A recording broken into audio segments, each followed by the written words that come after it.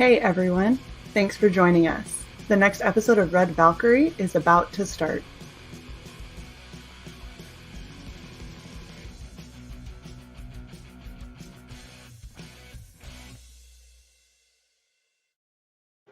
Hello and welcome to another episode of Red Valkyrie. I'm your host, Shae the Red, getting to rock the red because I am here with the amazing Shelby Robertson, who does the most gorgeous ginger women ever. I swear.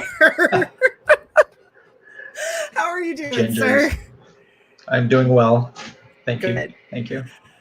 Yeah, I'm sorry. I have an affinity for gingers. I don't know why. There's no real reason or anything.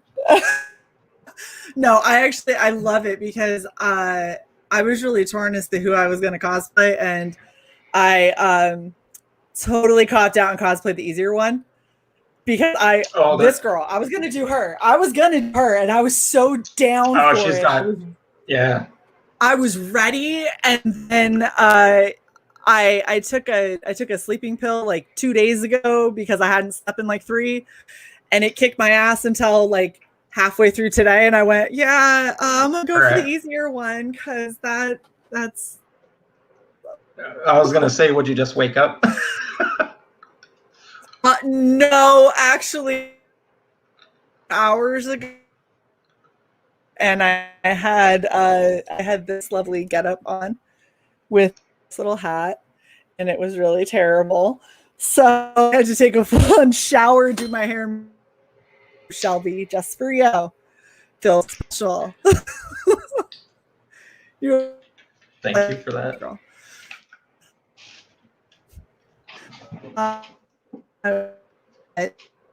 Some super people in that. I just want to say hey to some people. And how you doing? Oh my god. We got Wolverine. How are you, sir? We got Eric. Tony.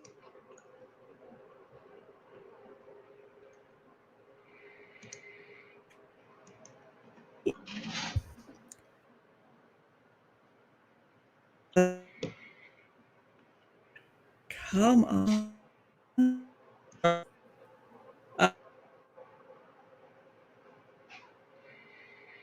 Chris.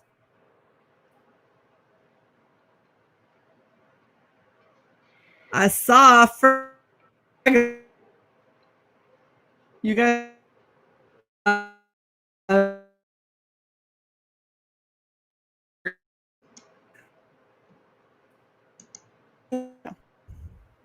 Yes, no.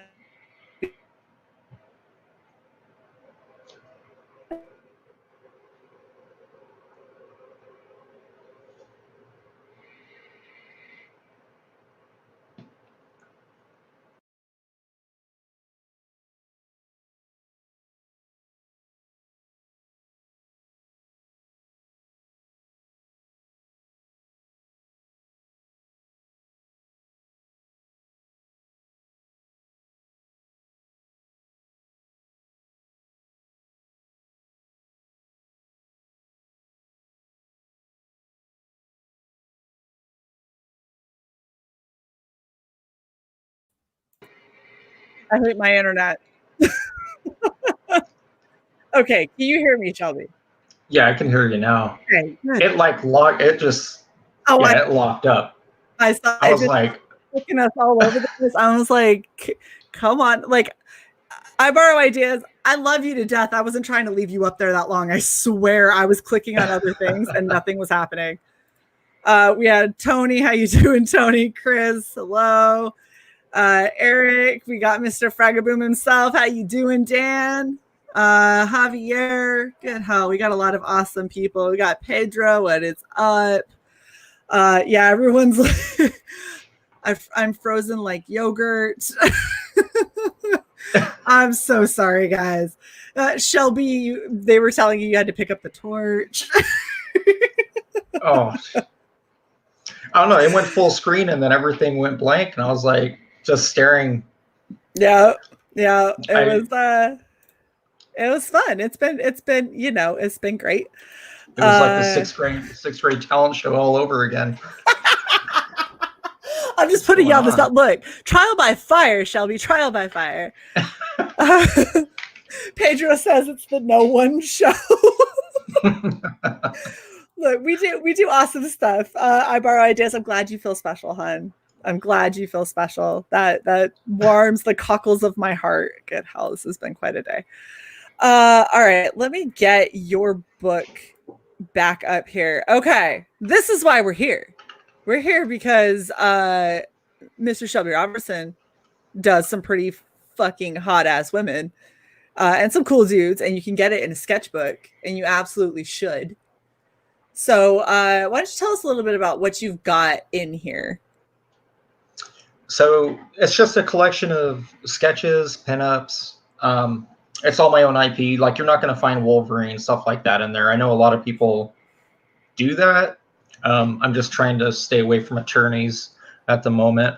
That's fair. That's fair. I mean, it's so yeah, pretty much what you see on the covers there, as far as quality, I try to match that on the guts of the book as well. Wow. Yeah, a lot of different things in it. I have a lot of page layouts. I mean, literally, it's just a sketchbook. Yeah, it's a sketchbook. I got a couple hot women in there. Yeah, just a few. You know, like she yeah. ain't bad. And I do the colors too. So redheads are easy for me to color. The tint of the hair. I have a harder problem with like blondes. Mm-hmm. I feel like there's such a wide range of coloring. Yeah. Sandy blonde and like that yellow blonde color and that. Like, there's so many variations to it that I feel like if you don't nail it down, red, you can kind of get away with different color palettes. Well, so here's the funny thing. So I told you before we started, I'm military, right? Which means that I have to keep a natural hair color. It doesn't have to be my natural hair color. It has to be a natural hair color. Do you know how much of an argument there is between what is a natural red and what isn't? I've had my hair come out this color and I got yelled at. I have my hair come out this color and I got yelled at. And I was like, okay, you pick what you think a natural redhead looks like and then tell me. Because I'm not spending hundreds of dollars dyeing my hair 500 times, and it's terrible for your hair. Right, it's not. You didn't pick the right burgundy. Yeah, you can't, because you can't go too red, otherwise then you're fire engine. But you can't go too orange because you're not a carrot, even though people call them carrot top. But whatever. By the way, both are beautiful. Both are natural, in my opinion. This one may be a little bit less so because it's more on the purple side, but she's also underwater. So yeah, she's got a little bit of that salt water going on, so affects it a little bit. Yeah, exactly. I just gotta say, I love I think the thing that I like the most about the two women, because obviously, I mean, like, okay, dude is badass. Let's be real. He looks really cool. But yeah, he's one of the characters from a 94 book. They're not random characters, by the way. So he's one of the characters in my 94 comic. Okay. She the gal, yeah, right there. So Anarian, she's one of the main female leads in my Dark Shrine comic. Wow. And then the other one is just actually that one right there, my mermaid, that I actually created that in a series of videos for YouTube for like coloring. Okay. A lot of it got kind of messed up a bit, so I still edited them. They're still up on YouTube, but that was what came of it. And so I was like, I'm gonna use this for a cover. I just kind of dig the way it looks. So I love it. And this is what I was gonna say that I really like about your women is you don't shy away from like really strong bodies without making them look like they're hulking beasts. Like they are strong. Right. Like look at these traps. Like, just look at that. That's not. Yeah, they got bones. They got bones and joints and stuff. They got organs. Are you telling me that there's organs there? There's stuff under that skin. It's not just boobs. I like it. I mean, the boobs are great too. Let's be real. But I really do. I like how you've made, like, she's super ripped. I wish I had her 4-pack, which I do not.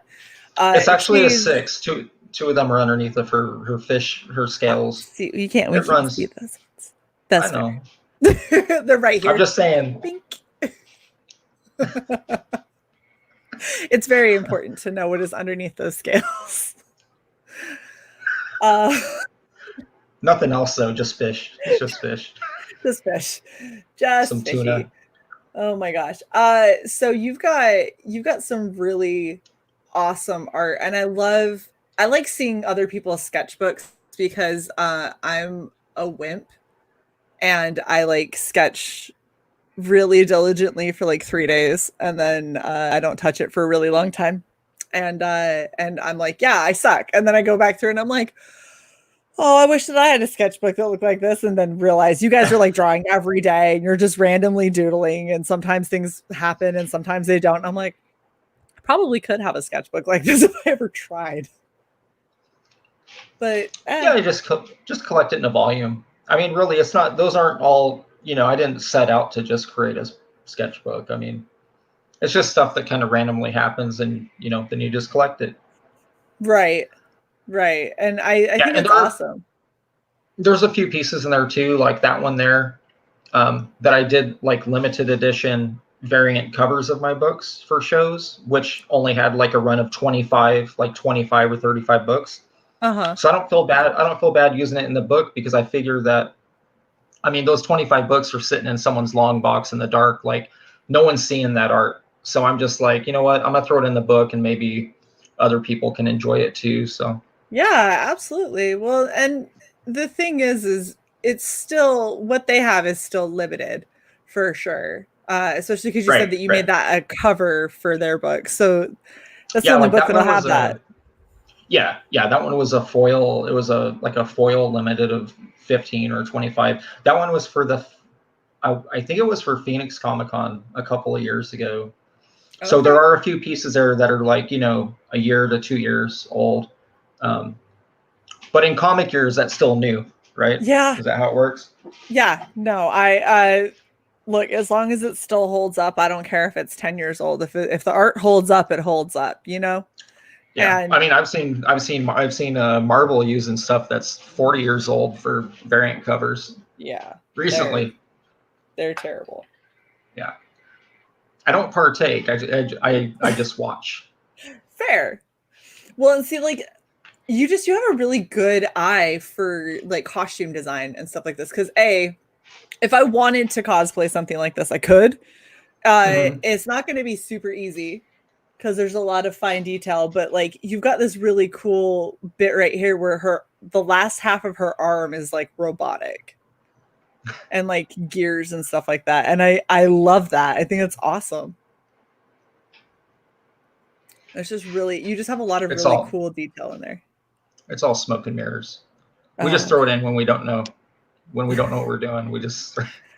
You're like, I don't like how that arm looks. If I made it. You know what? Forget it. It's gears. It's gears now. I don't want to draw the wrist. I'm not redrawing it. It's skinny because it's not human. No, she's getting lace and a bunch of wristwatches. Done. And none of them are the right time. I like it. Yeah. I feel like that's very steampunk. Like, you have a shit ton of watches and none of them tell you what time it actually is. It's all about the appeal. Right? I Borrow Ideas wants to know, is this the first 30 days and will it go in demand? This is something that you and I were talking about backstage a little bit. Yeah, I'm gonna put it in demand. I'm thinking so. But as far as the book is concerned, so right now, I mean, it's not even close to. I had stretch goals set for it to be bumped up to like a 32-page book. I couldn't tell you offhand what the goals were, but it's not even close to it. But I've already decided that the book, I'm doing 32 pages regardless. Okay. I have it solicited there as like 24, but the more I've been thinking about it, the more I'm, I want it to go the full 32 just because I've already paginated the entire book with the intention of doing that anyway. So yeah, I'm just gonna go. It's gonna be a 32. It doesn't even matter if it hits it or not. Okay, that's awesome. Yeah. So it's gonna be the full 32. It's kind of because when I was originally planning out, the costs, all the variants, you got minimum orders you have to do on these things too. So it's not like I can't just order one. Like there's minimums. So it's all equated into it. And what I did was I figured out the flexible goal to the bare minimum of it as a 32 pager is what I actually did. So okay. Yeah, I was like, no, it'll give it some, because like I was telling you, this is me getting my feet wet in the whole Indiegogo campaign, right? To try it out. I kind of want to see how it works a little bit. So I kept it really simple. I did there's essentially there's 3 covers, even though there is 6. There's 3 covers, and then you have a foil edition of the 3 as well, right? Which are like the virgin ones. That was another question that I had for you. And so your artwork kind of changes for some of the foil covers. And I was just curious as to why. Like, what made you think about changing it? So as you know, I colored those. The foil editions were my second picks for that color edition. Okay. Anytime I color covers, I usually will come up with multiple ideas for backgrounds, for color setting, things like that. And I really didn't want them just going to waste because I think they still look pretty cool. So I was like, you know what? That's going to be the virgin. This one's going to be the full dress. And okay, so the ones that you're getting that have all the trade dress and everything that aren't foil are your first picks of that, and then the second pick is the foil cover. Those are my okay.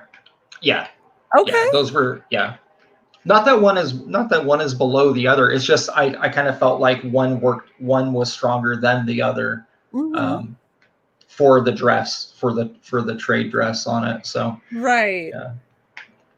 Well, and see that actually makes things having that context kind of makes it a little bit more special if you were on the fence about getting a foil version, because I mean the colors are stunning, and I definitely can see this as a foiled cover and how pretty that's going to be with all of those yellows popping and the blues. The same thing with the reds and the purples. Right. And that one there was always intended to be a foil. That one you're on right now. Yeah, I've always intended. I like the contrast, the colors. I already know how those colors pop because I've used a lot of similar colors there for other pieces that I went full foil. So yeah, because I'm not gonna lie, this is the one that made me question it when I saw all the 001 in the background, because I was like, but that fire foil would be so cool. Right. And then I was like, but why though? Like, why did we change it? Like, I wanted to know your reasoning. But that contrast is also a really interesting kind of aspect of it. Yeah. So 2 of those are swipes. So, the books that got me in to comics when I was younger was like the early McFarlane stuff, like the actual Amazing Spider-Man stuff. And then obviously the Spider-Man relaunch when he got his own book. But the Spidey 300 cover and the 301, those were gold to me and my buddies in grade school and stuff. Like those were like, no, you never trade those. We'll trade G.I. Joes and other stuff, but we weren't trading that book. Right. Anything else you could have it. But those books were like, we kept close. So those were ones that inspired me. So I decided to just run with those as far as cover homages. And then of course, obviously the mermaid one is just literally was a freehand drawing I did. That's disgusting. And then because it's beautiful. It's like with the purpose of doing it like when I had downloaded all the software for recording, because I work on a Cintiq. I got like, I can't turn this here, but I got like the 23 or 21 HD, whatever. And so I wanted to play a bit with digital coloring and maybe do a little bit of time lapse vids. There you are. Okay. Are we back? Getting very frustrated by this. Normally my internet is not this bad. I agree with Jason. I really like your mermaid one. I was gonna do the whole fins and everything Well, too, but you got the shoulder pad. That's one that she, when a hammerhead gets too close, she body checks him into the. that's awesome. She's a hockey fan. She seems like it. I mean, Mm-hmm. she seems like someone I wouldn't mess with. And I like how she seems to have this like pissed off little crab and this pissed off little piranha that are just chilling with her. And she's like, yeah, go get him. It's yeah. I had done an actual like a like a hardcore aerial piece years ago. Okay. And that was kind of my inspiration on this one. I was honestly, thinking about it. I'm totally down for like a battle aerial. I feel like that would be so much more interesting than most of what we get. Just because I don't know, it's more entertaining than like some little mermaid that, is depressed and sings. Like I like the idea of her being like, nah, I lace up and I go to battle. Like, fuck this shit. I'm really digging this art, and I feel like a lot of other people are as well. Tony wants to know, is this going to be regular comic book size? Yeah, it is actually. I put that in the frequently asked questions section. Okay. The reasoning being, I have a lot of people who collect my work that do CBCS and CGC grading. Like a lot of I would say almost half the people who support me do grading. And when you go like trade paperback size and this and that, as far as I know, they do have restrictions for like book size. So I try to facilitate everybody with it, and that's why I felt like 32 pages, standard comic book size. It just makes it easy for everybody. Yeah. So. Well, and not to mention, like you were saying right there in the frequently asked questions, it's going to fit in your comic book collection. Right. Which is another great thing. Like I've got a couple of books that I got from the UK, and I realized that UK comic books versus US comic books are not the same size. So I've got these giant comic books that I love and they're beautiful, but I'm like, oh, you're a pain in the ass. Like I don't have a bag and board for you, and I can't just fit you in with everything else in a long box. The magazine bags that don't fit with anything else. Yeah. Exactly. There were a few books in the 90s that did that too. I'm not sure if they were just not trimmed correctly or whatever, but some of the early image stuff had similar issues where they wouldn't even fit. They were like too tall for a golden age and that. Yeah. Yeah, I've got a couple of those too that are really just kind of like slightly off. Not they're like an eighth of an inch. Yeah. They were just mistrimmed. Yeah. And I think there was probably them going to a new printer who didn't really know exactly the way that, bleed works, and probably just trimmed to the art, not into, the 1/4 inch or whatever it is. Yeah. Yeah. Oh, and see, Unhinged says I use a graded comic boxes to hold my UK books. That is a good tip. That's what I'll need to get because I don't have that. So let's go over your perks so people kind of know what they're getting depending on what perks they're going to go for. And I know they're pretty straightforward, but we're still going to do it. Okay. All right. So I laid it out. Each book, you see which book it is. You see the pricing there, how many were claimed. And I have just different ones. I tried to make it where you could get them individually, because some people, they don't dig everything. They're like, you know what? I only want the mermaid, or I only want, the Mohawk dude.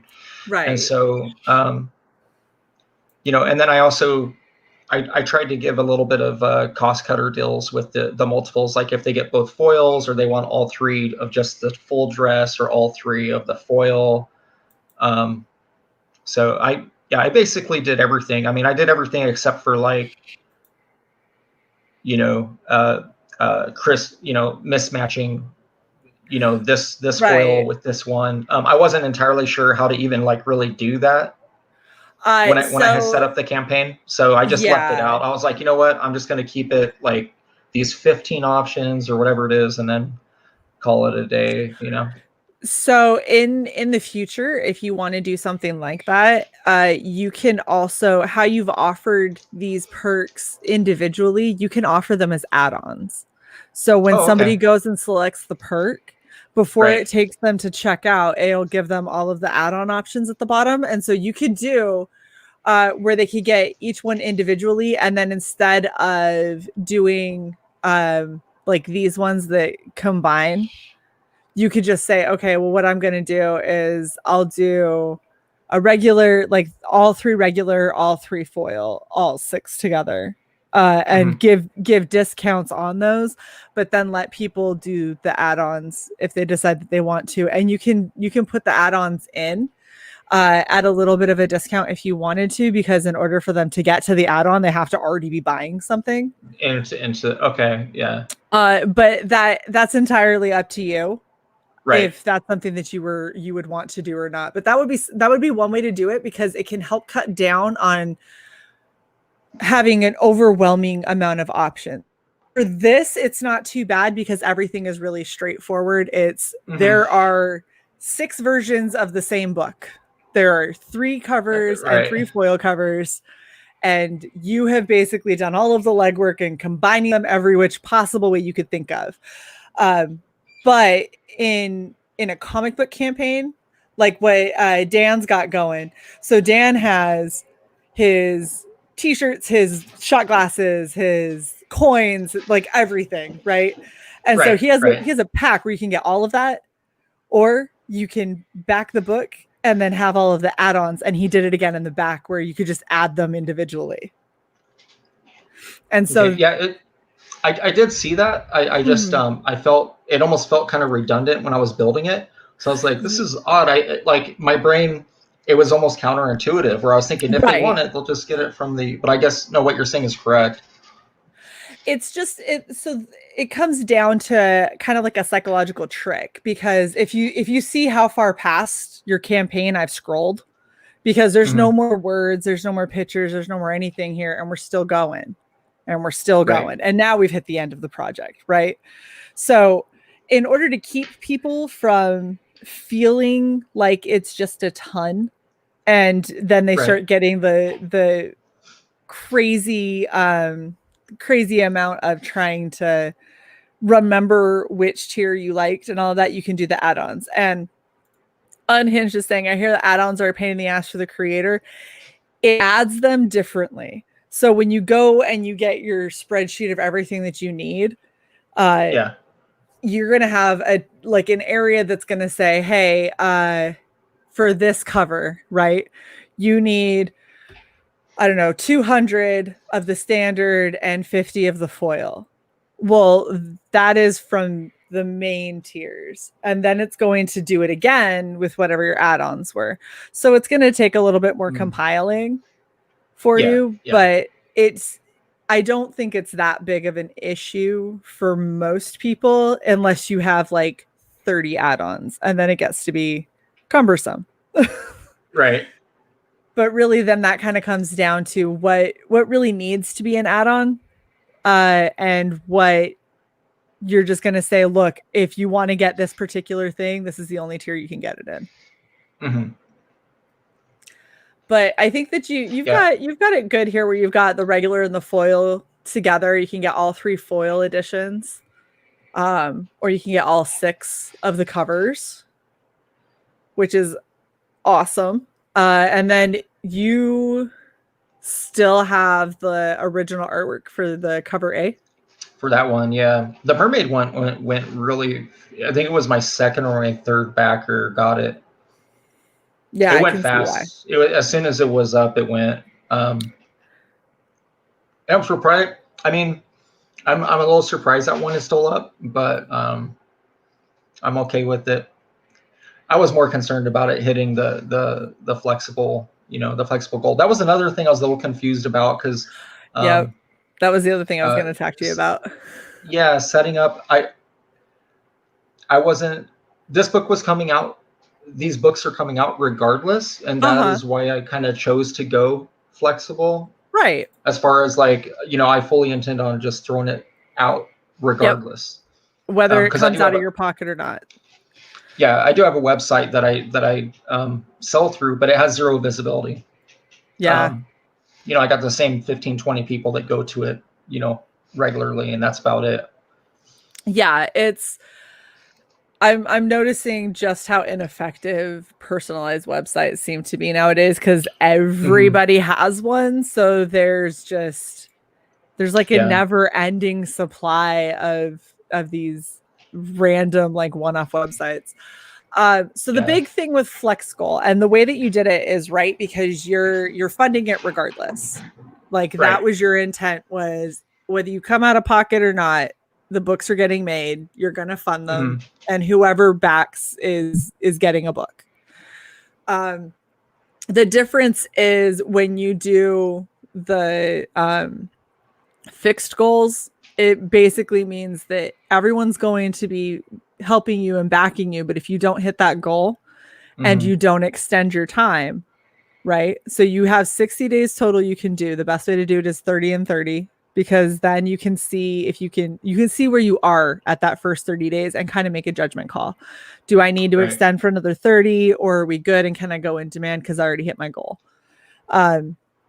Also, you have a tendency to get a boost when you have people that are worried you're not going to hit funding, and then a boost from the people who thought that they were going to miss out if you end up extending, and they realize that, oh, I almost missed out, but now I have a second chance. So you'll get a boost from those people too. It doesn't always happen, but it does happen for some people. The big thing with fixed is, let's say that you don't hit that by the end of your 60 days, everyone's getting their money back. So everyone will get automatically refunded from GoGo, and you try again. You figure out what didn't work and how you can make it better, and you try again later. Just try again. Exactly. The danger with flex goals is if you are not prepared to pay out of pocket. I know a lot of people who have accidentally put up a flex goal when they needed a fixed goal, and and then they don't hit that goal and they go, well, I can't afford to make the book. And so now they're scrambling and trying to find other ways to raise the funds so they can make the book that they've already promised. If this was any other project that wasn't, well, I should say, if this was not like a collected trade or a sketchbook, then I wouldn't have gone flexible, because I'd be like, okay, now you have all these other expenses that you have to cover. Talent, depending on who you hire to do what. So no. But this one here, like I said, the flexible, I mean, it's kind of it's self-explanatory. So I was like, okay, well, I'll just kind of want to see what it does. And then, but of all the backers, I think I only know 4 or 5 of them personally. Okay. Which is nice, because I know all of my regulars on a personal level, because they've dealt with me since 1997, 98, like a ton of time. So and the ironic thing is, a lot of them are not even backers on this, because they have that weird, like we were talking about, like they don't want to go. They do a bunch of Kickstarter. They don't want to go a lot of Indiegogo. So I'm getting a little bit of that. Not a ton, but I am getting some of that, and I'm like, okay. Well, and we've got people who will do.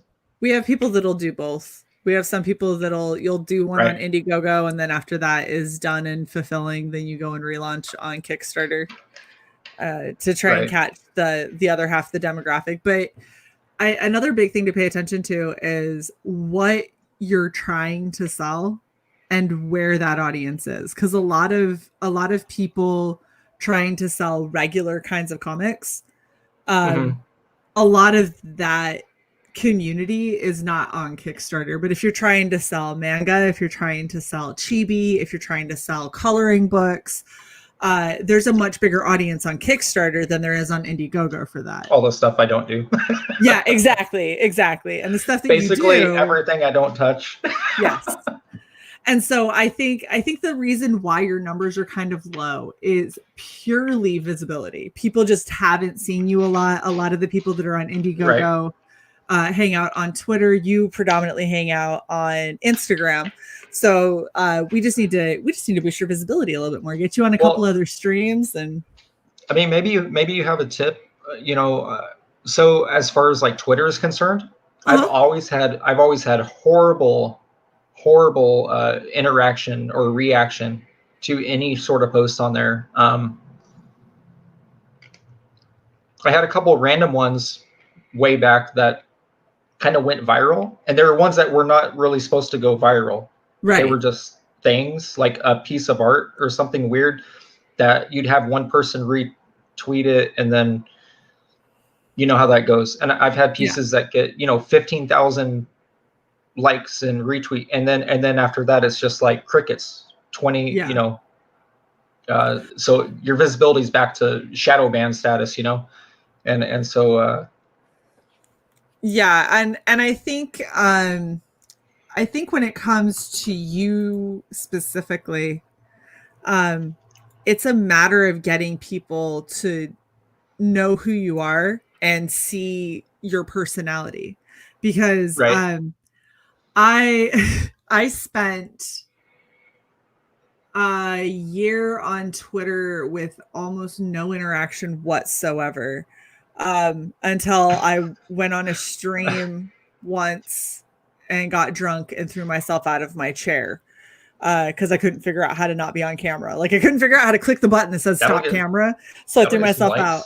Yeah. The best part was that wasn't even like a live stream, but the people that were in that stream are people that I talk to on Twitter all the time. So they started retweeting the crap out of me. And anytime I'd say anything, they'd be like, well, at least you managed to stay in your chair this time. And I was like, oh my gosh, this is going to be the thing. Like, that's what everyone's going to know. I'll have to do that. I'll have to do that at some point. Yeah, don't do that. That's it'll have to be something sugary sweet, like a Crown and Cokes or some cider or something. Beer puts me to sleep. I can't really, I don't know why, it makes me tired. I get that. I totally understand that. Normally, so the thing that got me to throw myself out of my chair was Capriccio Sangria, which, if you are not careful and don't read alcohol content because you're not a big drinker, that is a quote unquote wine that is a 13.9, which is, that's a lot for a wine. And I was drinking like 4% Moscato before then. So like I had that, and then I drank a bottle of Capriccio in one sitting, and I think I had like 3 crackers that day. We might actually have some of that in the fridge. One of our neighbor friends brought like a 6. Is it smaller? Is it a smaller bottle? They have them in the little 6-pack. They have them in the big wine bottles. That's what they brought over, and I was halfway done, and I was like, what? And I looked, because I remember it was like 12 or 13. I was like, because I legit was like, this, it's just wine, like, how worst case scenario. And I was like, this isn't that bad of wine. And then I went and looked at it after I was like really, really drunk, and went 13.9. That's some serious wine to not have food in your stomach while you're drinking. And I love it. Everyone's like, can we still get that video? No, I don't think it was live. I tried searching for it. I haven't found it. If you find it, let me know. It's probably archived somewhere. I'm sure someone had .org or somewhere. You know what? If you guys find it, go ahead and tag me on Twitter. And let me know. Because at this point, I don't even care. I'm just curious. You'd be surprised. I've had people send me stuff that I thought was buried. I'm like, what? Where did you don't release this? Where did you find this? I I've decided I don't care anymore. And so people will be like, hey, Shae, I saw this thing where you ate a banana with ranch. And I went, yeah, I did. Oh. I wouldn't want that out. Dude, I used to do Shae eats weird shit. That's what used to happen. So every time I hit a backer milestone, someone would get to challenge me to eat something weird. So I had peanut butter and Miracle Whip sandwiches, which is something my mother used to eat. I think she still That's not too weird. That's not too weird. It's got to be a real thin layer of Miracle Whip in order for it to be okay. Otherwise, that's like a Utah thing, isn't it? Oh gosh! I thought that was a Utah thing. So first off, I don't think so, but my whole family's from Utah, so maybe.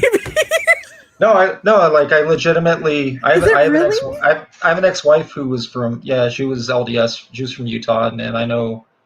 I just thought that was like a thing for the kids. No, I think it's a Utah thing. What the hell? Yeah. Now I need to have a conversation with my mom. You just blew my mind, Shelby. Yeah.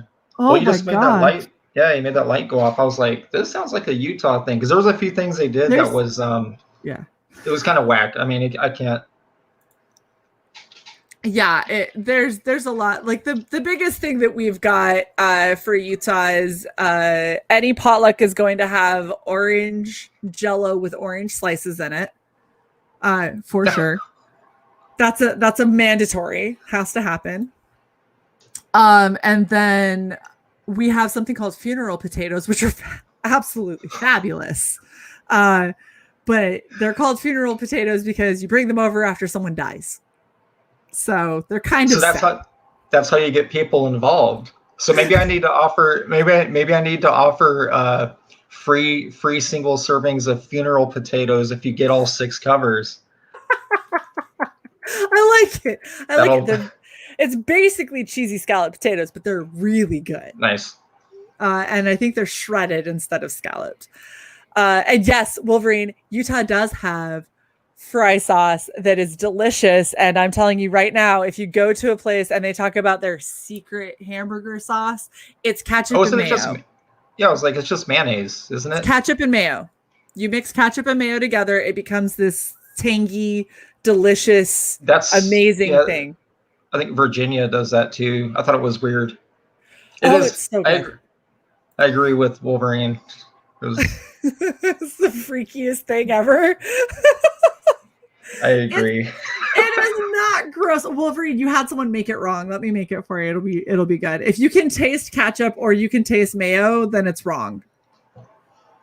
Just throwing that out there. If you can taste the ingredients, it was made wrong. Yes. It's when you taste it and it doesn't taste like ketchup or mayo. If it tastes like what it was made of, then they didn't do it right. Yes. Precisely. It means that the ratio is off. I'm a fry sauce connoisseur. Okay, I grew up on that shit. It's amazing. I think it's different when you grow up on it, because I get grief here. I get grief here because my family's Czech, so I'll have some different kind of foods that are not agreeable to the normal, vanilla palate. Yeah. Well, so I ended up doing, I'm trying to think what all the challenges were. We had the peanut butter Miracle Whip. We had the banana with ranch. We had,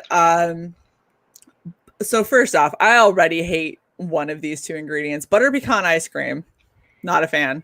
With roasted red pepper hummus. And that was the first time that I had to do it, but I had the person that had challenged me was local. It was actually a master sergeant that I served with. He was retired. I'm still active. And he was like, I'll eat it with you. And I went, oh, that sucks. Okay, you're on. And so we started, and I was like, it's 3 bites. So he takes 3 bites and he goes, I don't know what your problem is. I'm finishing mine. And he like took another big bite and I looked at him and I was like, oh, you suck. Now I have to. And so I like grabbed a huge thing of hummus and threw it back in his plate. And he goes, you don't have enough hummus in your bowl over there. I was like, damn you. They were sitting there like bitching at each other in his kitchen, finishing butter pecan ice cream with roasted red pepper hummus. And it was bad, but the worst. They sound good apart. They sound like they might be okay apart. I don't like butter. I don't like pecan, so I already was out. But butter pecan ice cream. Yeah, I won't touch pecans. I actually don't do onions. Onions is the grossest shit. No, onions is the grossest shit. Oh, I I love can't. onions. No, I can't. They gave me heartburn too, so I can tell. I can tell when there's some mince, some of the mincy O's in there. Hits me right here, right below the larynx. Oh, the last Shae Eats Weird Shit challenge that I had is thanks to my absolutely wonderful co-host who is not here. She took something that I love, which is the Cinnabon Delights from Taco Bell, and made me eat them with wasabi horseradish. Yeah. It was upsetting. The worst one out of all of them is banana and ranch because neither of those flavors ever mix. Like everything else would kind of mix and you could get past it, but it was just, you'd be eating and just be like ranch, banana, ranch, banana, ranch, ranch. I was like, oh my gosh, they can stop. Like they never melded together. Horrible. No, those were two foods never meant to be. No, they weren't. It was a perverted, sad little person who suggested it because they wanted the imagery. Right? Yeah, exactly. It's childish and horrible. Peyton says, still struggling with your military bearing, I see. I'm doing fine, thank you, sir. Done with you, Peyton. Rick, how you doing, hun? Nice to see you. He says, Shelby, your artwork is outstanding. I wholeheartedly agree. I can see it's nice. I can see everyone's comments over here on the right. I had two in Antonio's I couldn't see, and in Frega's when I was on Dan's show I couldn't see any on the site either. Like it just never loaded. So I'm like, I see it. I just don't want to interrupt anybody. But yeah, I see everyone over here. Well, so one of the little stream tricks that I can tell you that I normally do, even though I've got it right here in StreamYard, because this doesn't always show everything, unfortunately. Mm-hmm. So I tend to open up the YouTube show, and then I hit the pop-out chat, and I take that live chat and I put it off to the side. And nice. Now we're sitting here talking, but I have the live chat going and I can see what's happening. And I can chat with them from there, or I can chat with them in this one, but all that you can do is see. So little tips here and there, because I plan on forcing you on to many more streams, because I think that you no, I'm down. Yeah, I'm down for it. I feel like I'm getting all the same. Yeah, nobody knows who I am. I'm like, I'm used to that though. I've done so many conventions and stuff where people are like, they think they know my work, but they're not sure. And I just told them I'm new. I'm like, yeah, I'm new. I just started this. And over a decade ago. Yeah, so look, it says, Shelby, ever since I've seen you on Froggy Boom stream, I've been pushing your book every stream I go on. That is awesome, Rick. Thank you. Thanks. That is amazing. And definitely. We know the internet's not helping me. I post it. Dude, I post my links in groups. I got I got banned from a group for posting it. Apparently it was against the rules, but it was weird. It was an indie group for people promoting stuff. So how does an indie, never mind. Nope. Not going to ask that question. I hate I don't even speculate like that. Yeah. I don't even speculate. Yeah. I got kicked out of a couple of rooms for promotion and stuff. And I just went, you know what? I don't really care. It's too much work. Too much of a pain in my ass. I'm like, I'm just trying to get more than, I think at the time I was at like 20. I'm like, I'm just trying to get above 20 right now. Well, again, we got a little bit of traction. I'm happy that you're at least going to go in demand, because I really, really want to back your book, but I looked at my bank account today and almost cried. So I have to wait. Well, and then I will be back in. Yeah, it's a strange time. It's a strange time for, I think, any comics right now, and just in my opinion, because I know a lot of people there's a lot of job issues and a lot of things going on with people's lives. Yeah, it's been weird. It's been a really weird. I mean, it's been a weird year, but the past like 2 or 3 weeks have just been insane. I don't know what's going on. Yeah. Yeah, stuff opening, reopening, closing. It's like there's no certainty. Yeah. So I think people are a little bit, they're walking on eggshells right now. So yeah, and I understand that too. That's why I'm not really I'm not bummed, because like I said, I was putting the book out anyways. I did though have a weird expectation. I was like, oh, I wonder if I can get up around 100. That's kind of like the number in my head is like that 90, and I'm like, as far as backer number. Mm-hmm. Yeah, I really thought I would get up there, and yeah, so far. But again, like I said, like the internet's just I share the links and stuff, and it gets like 4 unique views and maybe 20 likes, and then I'll post a picture of me eating an Oreo cookie, and it gets 400 people commenting. It's just like, what is going on? Yeah, it's so weird what ends up hitting, but just like Green Laser said, the lack of exposure is killer. It's because we have so many independent cross promoting each other on YouTube these days, which is something that I think that if we get you on more channels so you get a little bit more visibility, I think that your book is really going to take off a lot more, because personally I love having sketchbooks and art books from really, really talented people, because it's inspiring. And it's really just pretty to look at when I stare at stuff and I'm like, I can't draw that, but look at how pretty. And I was like, oh, I can see the lines. I can almost pretend that I would maybe do that. And then I start doing it and I go, nope, that's right. My perspective sucks. It's like, never mind. My scaling is horrible. You can nail it. You just gotta, I think, practice doesn't make perfect, but it refines, practice refines. Right. So I definitely have to, I'd have to dedicate a lot more time than I currently have, which is the downside. Froggy G is alluding to one of our favorites of the show's most favorite question. Said, I heard you could tell a lot about a person by what kind of tree they would want to be. What kind of tree would you want to be, Shelby? It's probably predestined. I grew up on mulberry, so it'd probably be a mulberry tree. Whatever that means. Isn't it a mulberry bush? Technically, is it a bush? Then I guess I'm a bush. Oh. I like it. I Borrow Ideas says, yeah, you need to get on Clint and Art Stream. I think that those are 2 great people that you should definitely try to get on, and I can try and hook you up with them after this. Art to Bear? Yeah. Art to Bear, yeah. Yeah, get on with Art to Bear and Clint Stoker.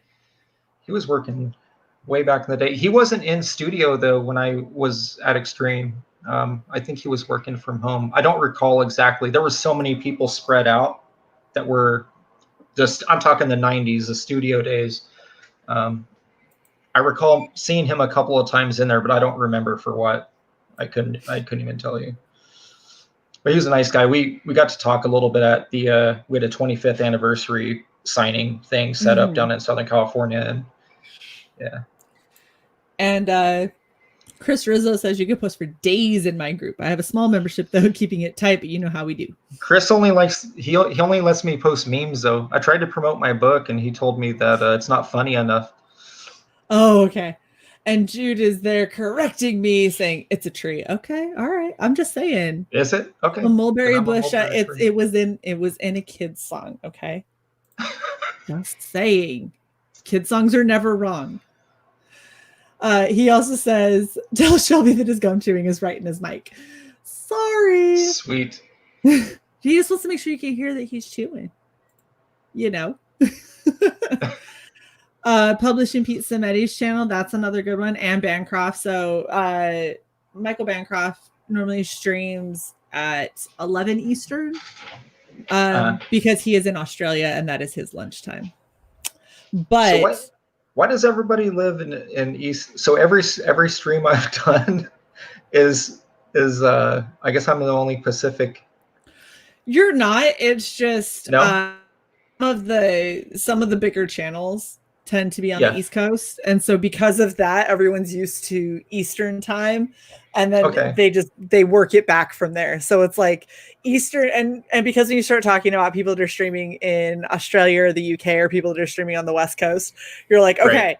for the audience on the East Coast, because you're like in the middle, like this is the time Eastern, and everyone tries to remember where they are from Eastern time. Like, am I 3 hours behind? Am I 5 hours ahead? Like, just to try and figure it out. So we're a little Eastern Coast bias, but that it's just something I noticed. Yeah. Well, no, I think Art's still living out. He's probably still out in LA.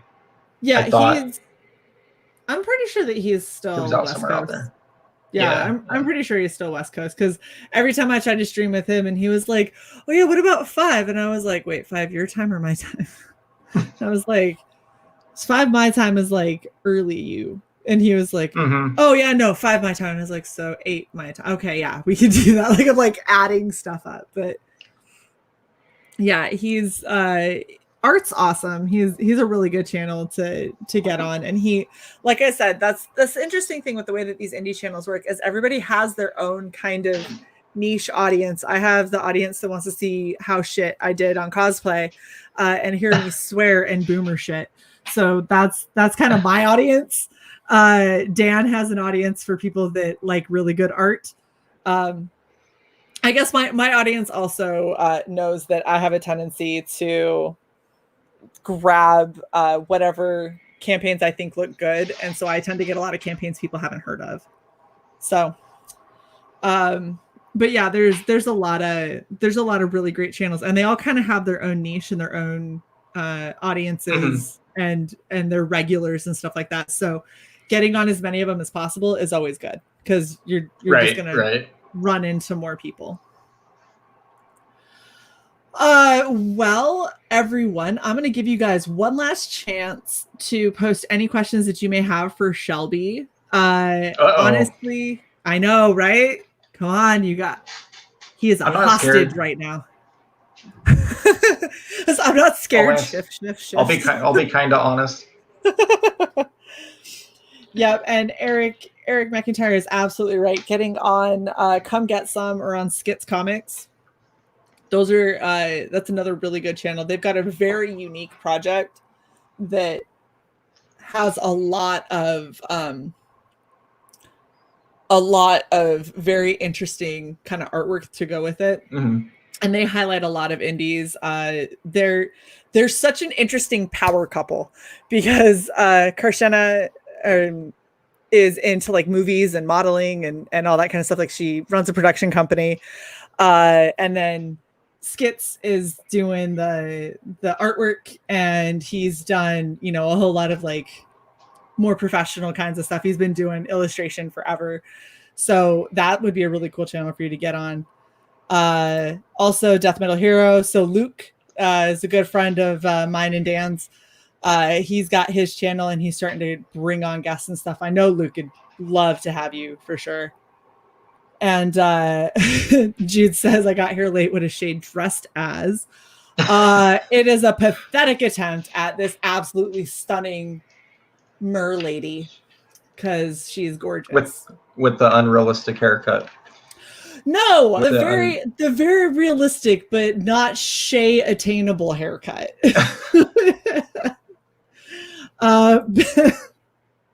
Bass says, what was your inspiration for the song Monkey Wrench? The zoo. Went to the zoo. Started writing lyrics. It was one of those 13.5% alcohol Moscatos. I believe it. That was my inspiration. Oh, and that's another great idea. If you are free Tuesday at 4 Eastern, you let me know. 3, 2, 1. I'm Arizona, so 3 hours. What time is it there? Right now it is 6:20. Yeah, 3 hours. Okay. Yeah. So if you're available, we could totally bring you on the Powerpuff Girls of CG, which is me, Carla Tornelli. We got Lola, we got Sketchy Raven, if we can ever get her on a damn stream, and we have the gorgeous Yesabel, and we would love to have you on there as an honorary Powerpuff Girl for a show. Could I be the professor? No. Okay. I'll make you a Powerpuff icon. It'll be fine. Just go with it, Shelby. Yes. What'd you say? Tuesday? Tuesday. We do them on Tuesdays. So okay. You free tomorrow at 1? Sure. Sweet. You heard it here first. We are going to get him on with the Powerpuff Girls of CG. And Eric says he can be him. I am him. I like it.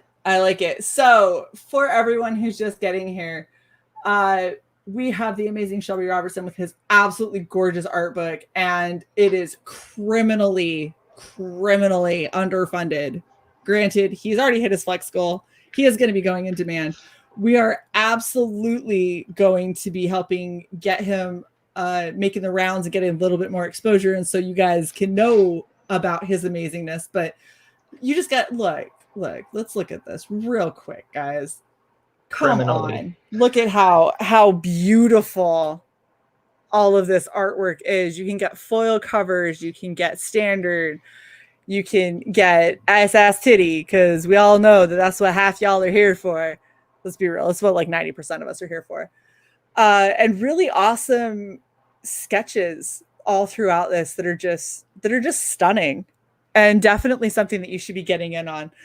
So please go and check this out, and let's show Shelby exactly what the indie community can do when it comes to crowdfunding amazing artists that are very talented, because I feel like that's something that we need to represent a little bit better than what we've been doing right now, because that's 2,000. That's not enough.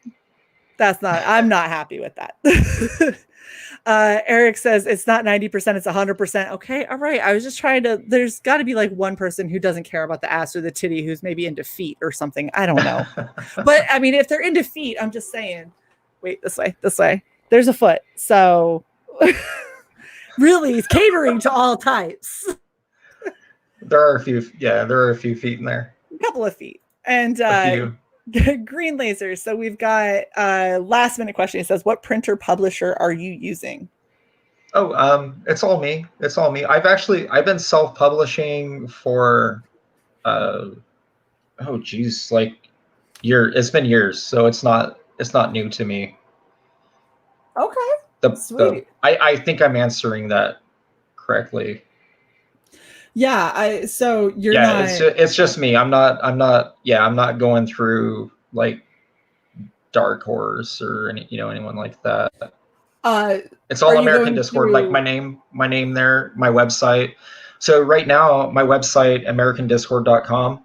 All of my books are under the American Discord banner. And right now I have the americandiscord.com site. I'm using it as a forwarder to the Indiegogo campaign. Okay, so this is more what he's meaning. Do you have a company that you're going to print? Yes. Yeah, there's a few Arizona companies here that. Did you freeze up again?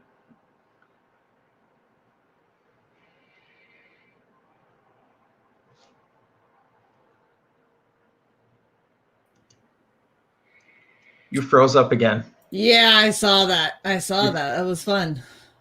Hi, guys. So sorry. I started freestyling. You missed it. Oh, damn it. That's okay. I will watch my own replay. Yeah. Did you answer this question while I was frozen? Do you use a printing Yes. Yeah. There's a few companies here in Arizona. Hero Villain Designs. Yeah. There's okay. Perfect Freeze. Perfect Freeze. Did anyone screen cap that? Oh, it's not gonna matter. It's live streamed, so you're gonna have it in the replay forever. Stupid internet. Why do I pay so much for it to do this all the time? So is that your side or mine? Whose side was mine. that? It's mine. Okay. Unfortunately. Well, I'm just asking because we've had to upgrade ours because we were having streaming issues here. That's why I'm always a little nervous coming on these, because I'm like, man, I don't know. It's gonna be that one time I get on there and it's just gonna be, max headroom in it and just.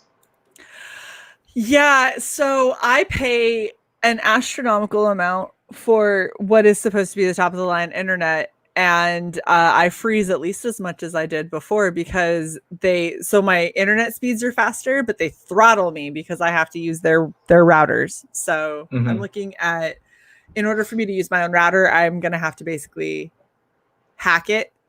And so it'll work on this system without them being able to throttle it. And yes, ideas. Right. EVS did pass his internet funk to me. I mean, it came down from New Jersey to here, and it's horrible. And yeah, what Green Laser was saying is he's been trying to find printing companies, and it can get confusing. And even Art T Bear had issues by picking a bad printing company. So that's why he was asking. So there's lots of comic book printing companies. I can just tell you a few that I've used in the past. Okay. Mm-hmm. So I don't even know. It's been a few years since I've used one. They're out in Texas. They were called Litho Ninja. It's not Print Ninja. It's a company called Litho Ninja. Mm-hmm. And I actually used to have them do my sketch cover books. They did really good work. So Litho Ninja. I know you can get some deals on like trade paperbacks and stuff through Mixam, the MIXAM. I know that Antonio had used them before. And then of course, Hero Villain Designs up in Glendale. There's also another printing company here, Artist Express, Arizona based. I try to stick to Arizona just because it's here, and if I need to drive, I can. Everything's within a 4-hour. It's like a 4-hour round trip for me if I need to pick stuff up by hand. But I prefer it to be shipped.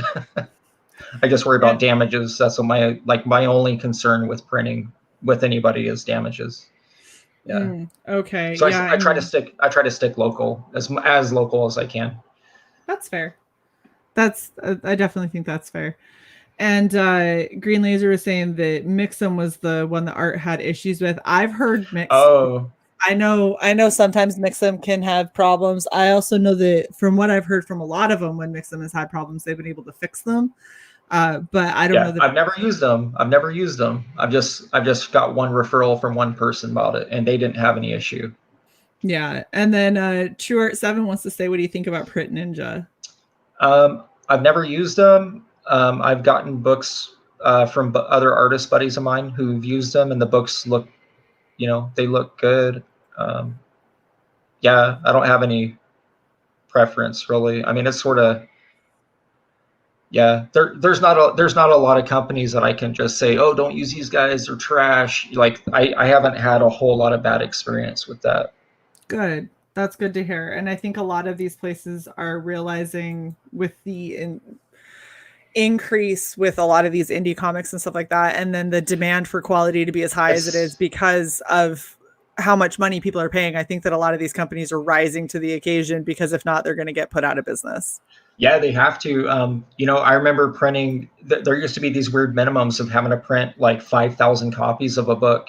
This is before crowdfunding, and I did several books that way, and it was ridiculous. I was using this company called Brenner Printing in Texas, and Brenner Printing would make you had all these extra costs. You had like your setup fees, your plate change if you had multiple covers. And then in all honesty, the printing isn't even 75% of what you can get today at a any low run printer.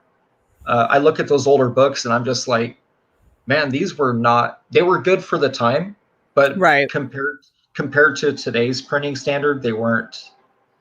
It was ridiculous. Yeah, that is definitely probably the biggest headache I think for a lot of people, and that's something that's really got me kind of freaked out because I'm wanting to eventually do an anthology, and I want to make sure that when I do, I've got good, solid, quality product. Yeah, I've reached out to a few artists about that with novels, graphic novels, and there's it seems like a lot of those the square bound, the perfect bound printers are up in Canada. Yeah. Yeah. I've never used Print Ninja. I don't really know their process either. Yeah,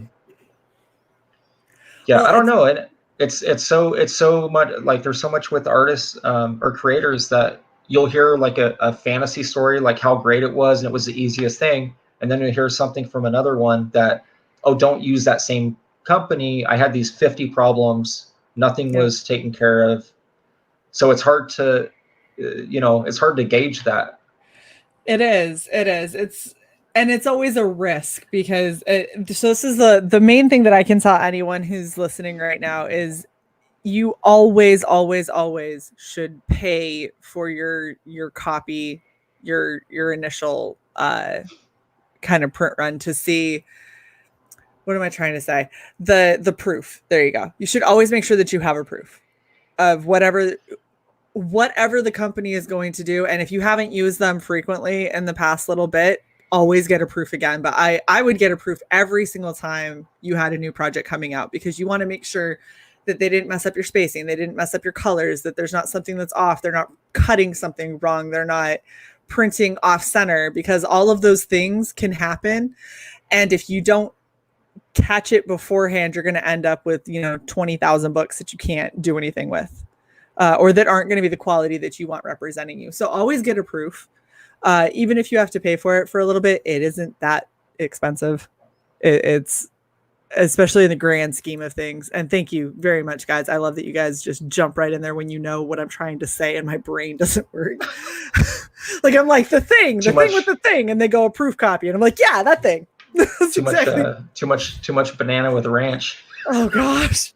Never again. Never again. Oh, it was horrible. Ranch banana. You should make a comic about that. Ranch banana. There you go. Ranch banana. And it could be like a scar a little girl for life. It could be like a Aqua Teen knockoff. Ranch banana. Well, they had Hand Banana. Remember Hand Banana? They did have Hand Banana, and he was evil. Right? Oh, that was the best. That was the best episode. Yeah, and for Tony and True Art who missed it before, what is wrong with me is I took a dare, and don't take dares from your friends because your friends suck. Okay, your friends, when it comes to dares, your friends suck. I'm telling you that right now. All right, final question before we wrap up. Jude wants to know, if you were a superhero, would you wear a cape and why? Nope. Why not? I don't like capes. See, my answer would be no for all of the reasons. The Incredibles say no capes. Right. No, I'd wear a leather jacket. I mean, I'd probably just dress like myself. I wear black. So you'd be the Punisher? I'm wearing a gray. So I'm wearing a gray shirt from Target. Okay. Yeah. It's laundry. It's laundry day. Like literally all my entire closet is black. And then one piece of blue, and then I did have a white shirt, but my daughter pulled it down and drew on it, so now it's hers. Nice. She's taken over the shirt. How old is your daughter? She's turning 6. Well, actually, she turned it into a Powerpuff dress, so she actually markered the whole thing. She flipped it inside out. Good for her. Yeah. She drew the belt. Nice. She drew the belt on it, and then she was like, "Look at me," and I was like, "Cool." Well, I mean, not like I really ever wear that shirt or anything, but Fair enough. Frog G says, I would say yes, but my cape would be a towel. I've read Hitchhiker's Guide. I just watched that for the first time. Like I somehow had not seen it until like 2 nights ago. Which one? Which one? The one with Zoe or the older? There's like 4 or 5 different ones. That movie's been renamed like. The one with Zoe Deschanel. Zoe Deschanel? Okay. Yeah, with all the Brits. Yeah. Oh, you guys are having way way too much fun with all of this superhero talk. Oh, you guys are terrible. And yeah, maybe she needs to be on the Powerpuff Girls stream tomorrow with you. It'll be great. Go tell your daughter that you're about to be on a Powerpuff Girls stream tomorrow. It's gonna be awesome. Oh man. All right. Well, everybody, I think it's about time for us to wrap up. We've been talking for an hour and 15 minutes with the amazing Shelby Robertson. Please go and back this absolutely gorgeous book. This is abysmally underfunded, and I think that we have convinced Shelby that he should go in demand. So we've got a little time, guys, a little bit, but in demand, we don't know how long that's going to last. So get on this. You got 35 minutes. 35 minutes of in demand. That's it. 34 and a half minutes. You still have 3 days left on your active campaign, yes. sir. Yes. You're going to have to get through that first. But yeah, he's not going to extend for 30 more days because he already hit his funding goals. So that isn't something that he's looking into, but he is going to stay in demand. So you guys are going to have a little bit of an opportunity to get some kind of backing. Just make sure that you do not put this off on the back burner, because this artwork is phenomenal and Shelby is a wonderful person and definitely deserves the support. So go and check that out. While you're checking out super awesome stuff, please do not forget to like, share, and subscribe to Red Valkyrie. Share out this video. Let's get Shelby a lot more eyes on. And I'm just going to try and connect you up with everyone I can think of and see if we can't get you on some more shows. I appreciate it.